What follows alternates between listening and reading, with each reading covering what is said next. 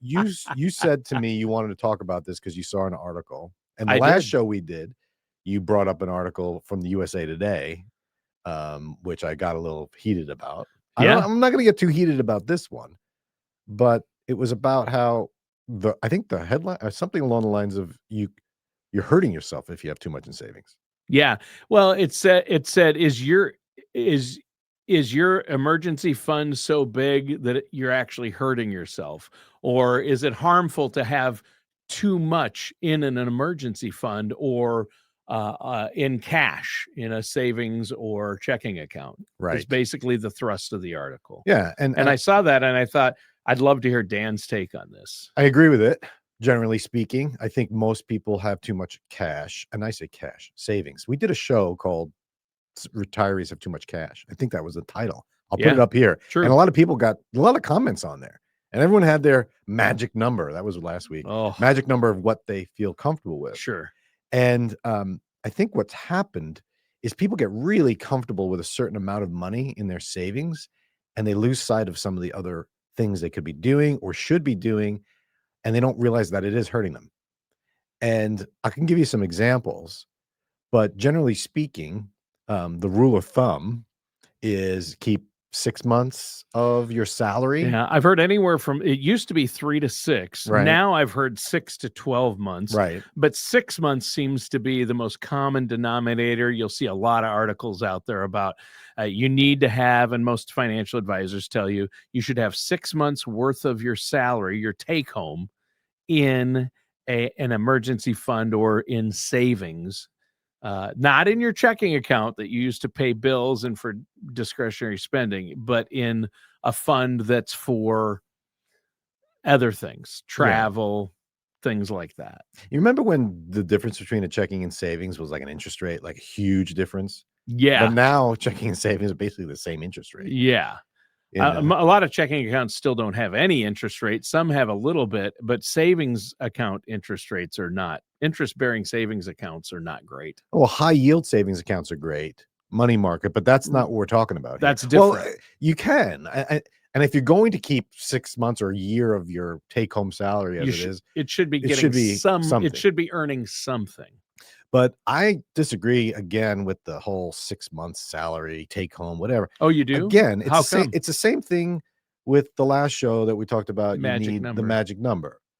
Because how do you know what that should be? Well, and why is it shouldn't be 6 months or a year of take home salary. It should be 6 months maybe of your expenses to get by. Yeah. Because what's going to happen? You lose your job. That's really what it comes down to. You lose your job. What Through are you no gonna fault do? of your own. How are you going to pay the bills? You're a government worker right Well, now. You've been furloughed. What right. are you going to do to pay your bills? You're not going to go crazy and spend the same amounts that you were spending while you're working with the income coming in. You're going to tighten the belt. So you got to figure out what you need to keep the lights on. Yeah. And then have that ready to go in emergency. But, you know, this show is about retirement, people close to retirement and retirees. I don't think they need to have that much. You know, what is their salary, right? So it should be, what are your expenses? Mm-hmm. You know, what's not going to go away? Your pension's not going to go away if you have one. Social Security, I mean, it might get reduced if it's not solved and fixed, but you have the baseline income. So that's really not something you need to replace. I mean, that's not going to go away.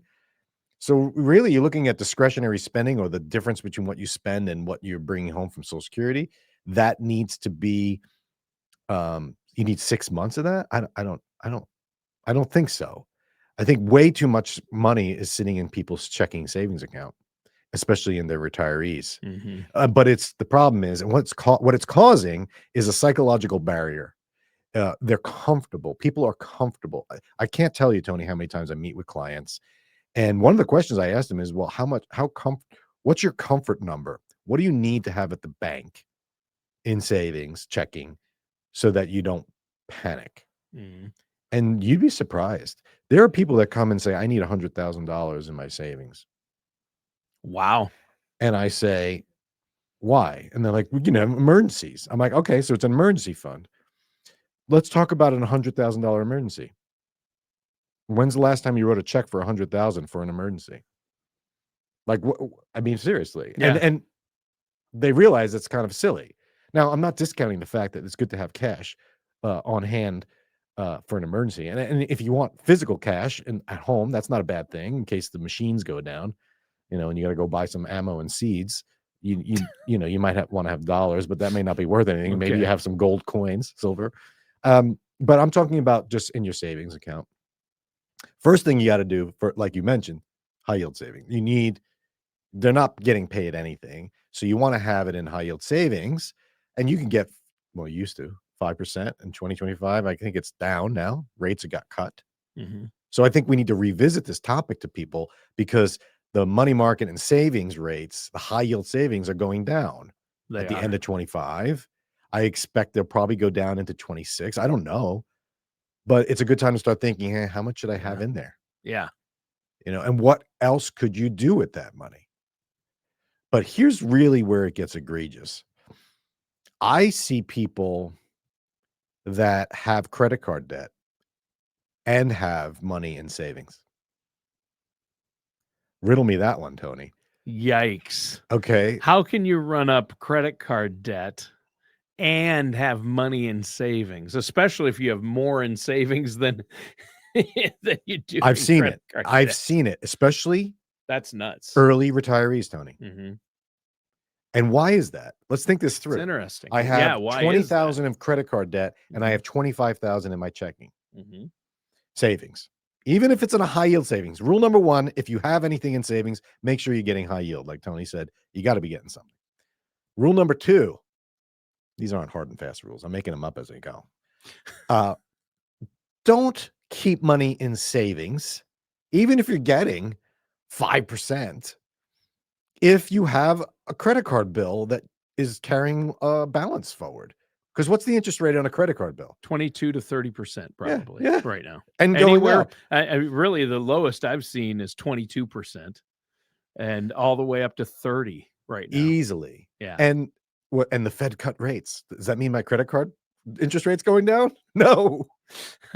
So maybe a 0.5% eventually, but I doubt it. Right. So if you're listening to this and you have credit card debt and you have money in savings, ask yourself why.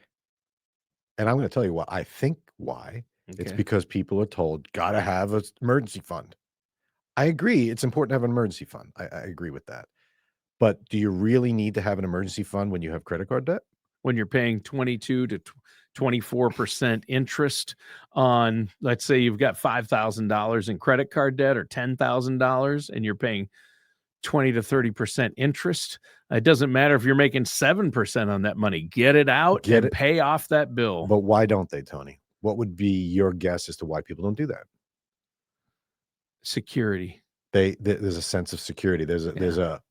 It's human nature. It's psychological. It's psychological. There's a barrier. And it's the wrong decision. Now, we're not talking about, when I said get it out of there, I'm not talking about if you have credit card debt and you have your entire retirement savings in an IRA or 401k, we're not necessarily advocating taking it out of there, because that's for your retirement and that's 59.5. You pay penalties. But you could. You could. That's a conversation with the financial planner. Yeah, depending on your situation, it might be. But for sure, if you have it in low interest or low earning or savings, right? Why would you have $50,000 or even $20,000 in an emergency fund or in your savings account and have any credit card debt that you're carrying over month to month? Very, very good question, but very, very common.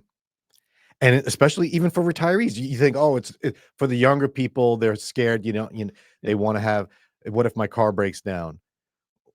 That's when you put it on the credit card. Yeah. Right. And figure out a way to pay it off. And use your savings to pay it off. Right. Within the month. You don't build up credit card debt if you have money in the bank.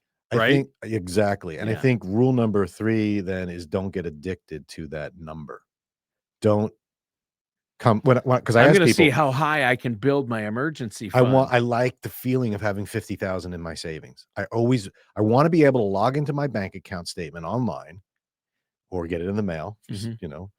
Not much anymore. I think you pay extra to get paper statements now, banks, but they want to be able to log in on their phone and look at it and say, oh, I got my 50,000 there. Yeah. Meanwhile, they might have a $10,000 credit card bill that they've been carrying forward, paying 25% interest. Which is And so there's a psychological barrier. counterproductive. It's easy for me. I don't have any stay. It's not my money. Waste of money. I'm being emotionally neutral on this.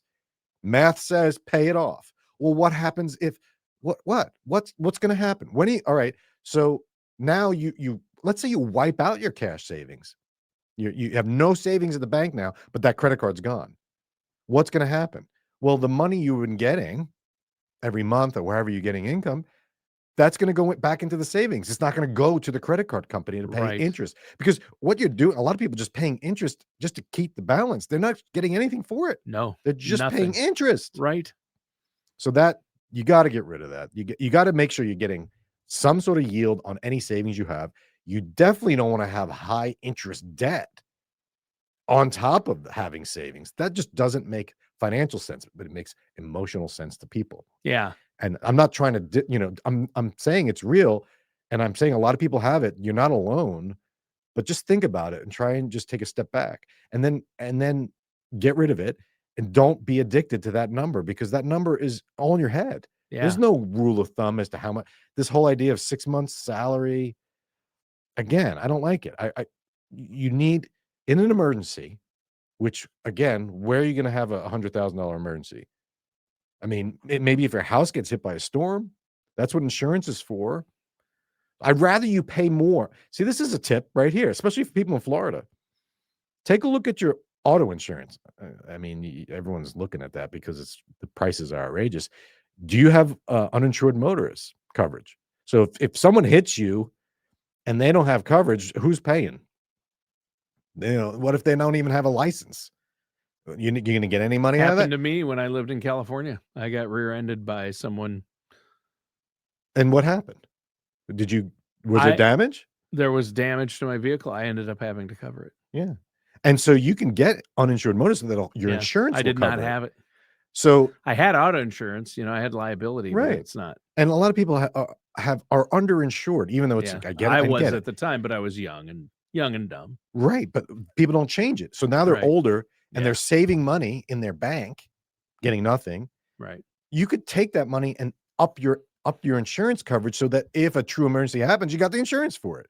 And it's cheaper than leaving it in cash. Yeah. At the bank typically. But, again, it's true insurance. Yeah. And back to the point here, like the article said, it can too much in an emergency fund hurt you, or in your savings hurt you. I spoke with an advisor. A client came to them, and Dan, you can jump in and tell me if it was you, because to be honest, I talked to a lot of people in the financial world, and I can't remember if this was you or someone else, but they had a client come to them with $400,000 or $500,000 in savings in their savings account. No, I've not seen that. That's a lot. That's a lot, right? I mean, that's crazy, right? And they didn't hardly have anything in the stock market or other investments. Okay. So that's common. Okay. And they maybe have CDs or something. Yeah. But most of it was just in a savings account, not even CDs, right? Yeah. I think there's 500,000, and 400 of it was just in an interest-bearing savings account. Oh boy. And so imagine the money lost and the compounding interest lost there. The opportunity cost loss, right, and the loss to inflation, because that money wasn't keeping up with inflation and had been there for years. I mean, we're talking about during this person's career, and this lady was elderly, and like my mom, she believed that stock market was gambling. Yep. The stock market is gambling. Correct. Right. My mom, born and raised, she's a strict Baptist. Gambling's evil. Right. It's of the devil. My mom really believed that. Yep. She was very strict that way. Very conservative. Didn't like casinos or gambling. Did not, and believed the stock market. That's all it was. Right. That was her ideology. Right. But she grew up on a farm in Minnesota, rural Minnesota. But she ended up becoming a CPA, and her, she had her eyes opened as she went. But even when I was a teenager, she goes, "No, stock market's bad." Right. Until she saw my dad's 401k. And then she started believing in it. That's different. But she wanted all their money in savings. Right. And so some people, this lady believed that. And can you believe that, Dan? Can you imagine somebody coming to you and you looked at where's your finances? And they're like, do you have an IRA? No. Do you have this? No. Well, how much do you have? $500,000. Well, where is it? It's in my savings account at this one bank. Right. So first of all, it's not all insured, right? That's part of the Right. problem. Diversification of financial institutions. If the bank went under, people say, no, that's FDI insured. That's why you put it in a bank. And that's what that lady told him. And he had to tell her, I'm sorry. No, they only insure up to $250,000. So you'd lose half of your money. Unless you're in Silicon Valley, then you get a free pass if the banks fail. Like they did. What was that? That was 2025. Was it? Well, maybe last year. No, that was like a year ago. I think that happened. But yes, you're right. I mean, but this lady that's not you and I. Well, so you brought up 3 different risks. Okay. You brought up inflation risk, which is okay. If your money's sitting in the bank making even just high yield savings, it's not keeping up with inflation, barely, if any. So that's a risk. Inflation's not going anywhere. So you need to have it grow. So that's inflation risk. Opportunity cost is, well, I could do better in the market. Maybe. Your mom would say you can also lose, which is true. But opportunity cost can also be said, hey, you could pay off that credit card because that's a guaranteed loss, right? Right. I can guarantee you a 30% return. How? Pay off that credit card debt, right? So the opportunity cost is real. And then that third one was just inherent risk of the institutional risk of the institution going under. Mm-hmm. So, banks fail all the time, believe it or not. Yeah. So yeah, you have to be aware of that. It's good to diversify for that. So yeah, you're right. Some of the other reasons, so the psychological barrier, I think, is the biggest for many. Sure. But if I don't mind someone saying I have 500,000 and 400 is in the bank, I don't mind that as much as I have 500, 400 in the bank, and I have a $20,000 credit card bill I haven't paid off. That's really crazy. Right? Yeah, that takes it to a whole new level. But I've seen some pretty crazy stuff on that. Yeah. Or I don't put any money into my 401k, even though they match it, but I put money in savings. That's an opportunity cost right there. Passing up free money. Free money. Yeah. I don't put money in a health savings account. Or I do put money in a health savings account, and I spend that every year to pay for health stuff, yet I also have a bunch of money in the bank. That's an interesting one, because if you think about what a health savings account is. If you have the money for the copays and the medicine and the doctor's visits now in your bank, use that to pay it, and leave that money in your HSA, because that money doesn't go anywhere. It doesn't reset every year. It grows, and it can be in a growth account. It grows tax-free. It goes in tax-free, so you get a tax break. Tax deducted, right? And it comes out tax-free. It comes out as long as you use it for health situations. Which in retirement, guess what? You can use it for hearing, vision, and dental, which you can't use Medicare for. Right. So and that's huge. We did a show, number 1 tool, health savings account. Yeah. But I've seen people with health savings accounts that are not using them. They're like, oh, I'm letting that grow, but it's sitting in cash at the health savings account custodian. Oh, you have to go in there and manage it. You have to go to that health savings account, take it out of the cash, which is probably paying less than 1%, and put it into an investment vehicle. Yeah, it has to be it has to have compounding interest to make that work. It makes sense that way. So granted, the tax write-off is good. And if you just leave it in cash, you're still getting the tax write-off. But again, you're not keeping up with the inflation right?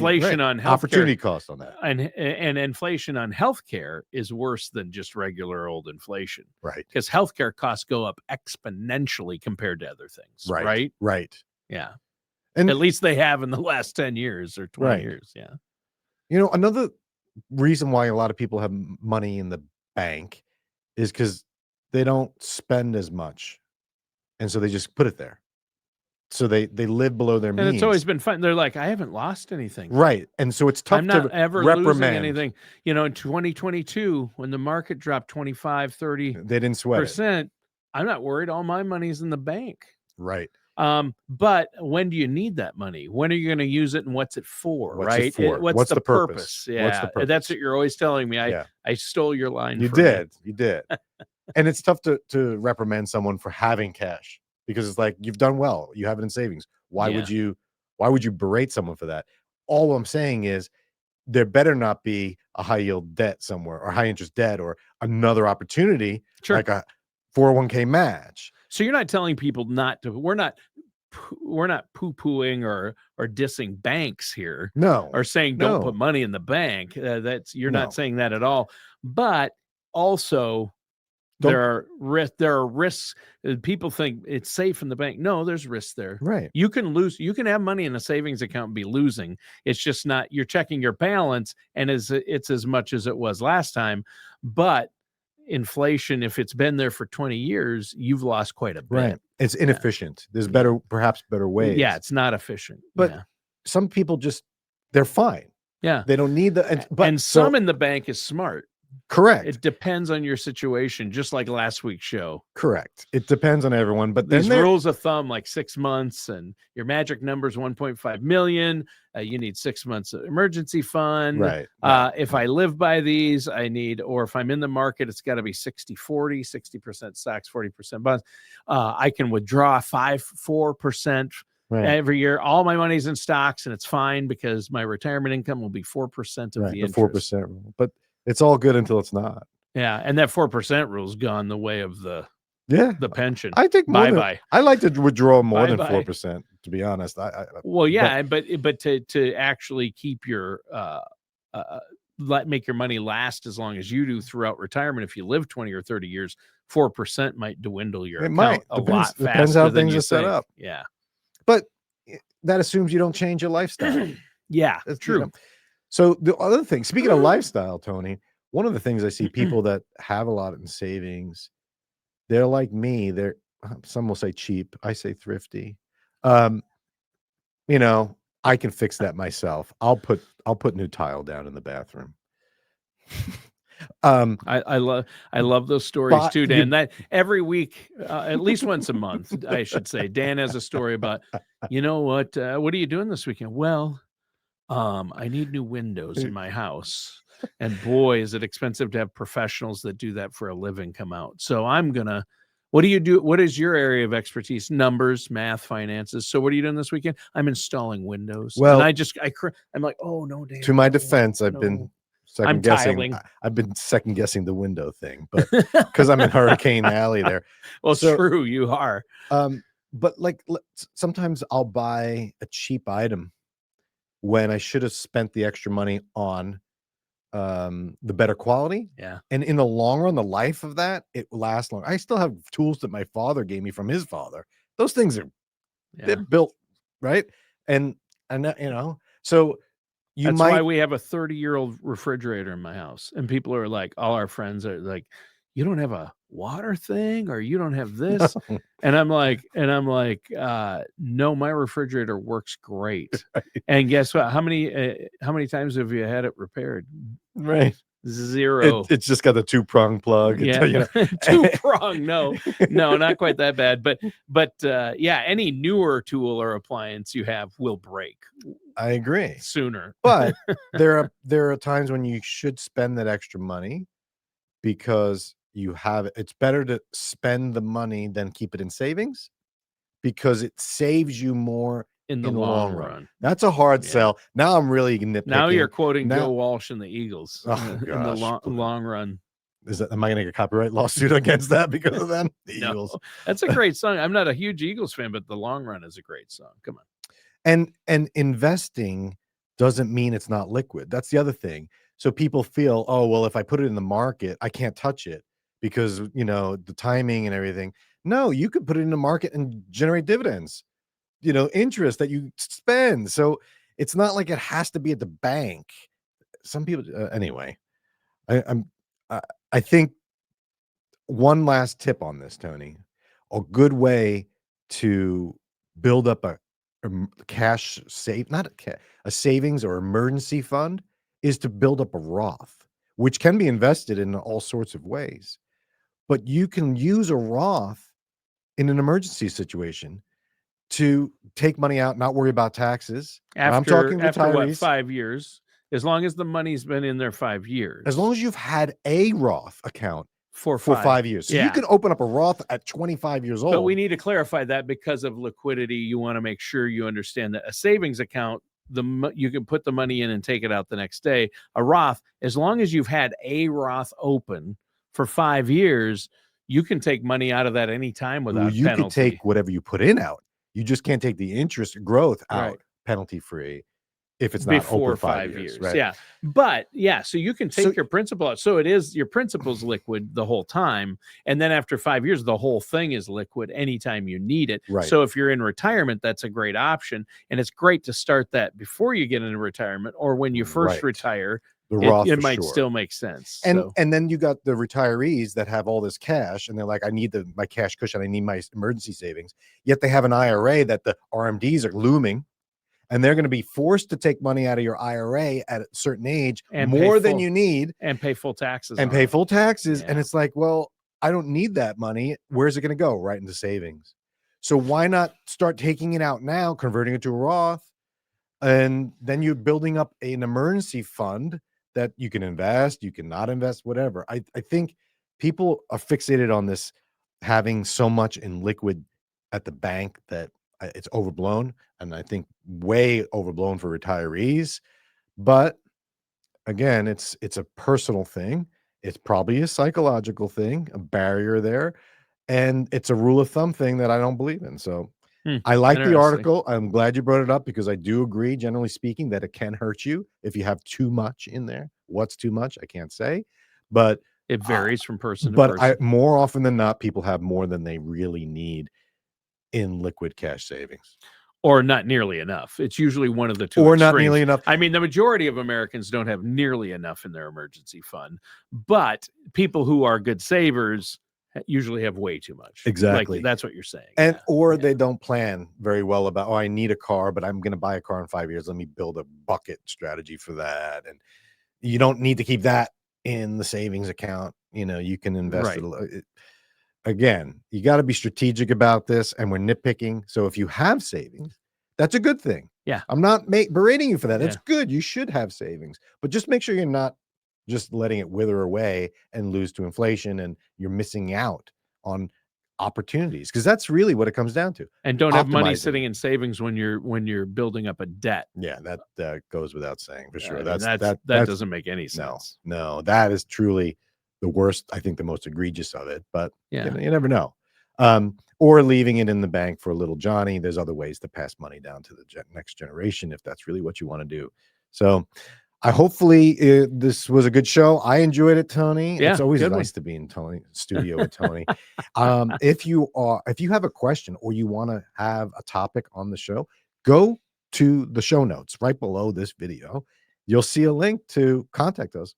Tell us what you want to talk about. Click or comment on the video if you think what is your magic? No, we don't want that. How much do you think is a good amount to have in savings and when you're retired? That's a good question. And I'm talking about in a savings account making 0.1%, because I have a feeling people will say zero. I don't think anyone wants to pay that, but a lot of people are. You're getting nothing. So yeah, you're getting next to nothing, and not that amount exactly, but probably less than 1%. Right? In a savings account at a bank. So, yeah. So, and if you're really feeling like you want to spend it on something, send Tony some money, add it to his savings. He's a little short. Yeah, in more ways than one, physically and financially, just a little short. All right, see. Thanks for a good show, Tony. Thanks, Catch everyone next week. Dan Mundo or Dolphin Financial Group are not affiliated or endorsed by Social Security or any government agency. Everything discussed on today's show was for informational purpose only. Since everyone's situation is different, some things may not apply to you. The materials presented are believed to be from reliable sources. We cannot be 100% certain that they are accurate. You should really talk to my dad or someone from Dolphin Financial Group before trying to implement these ideas or strategies.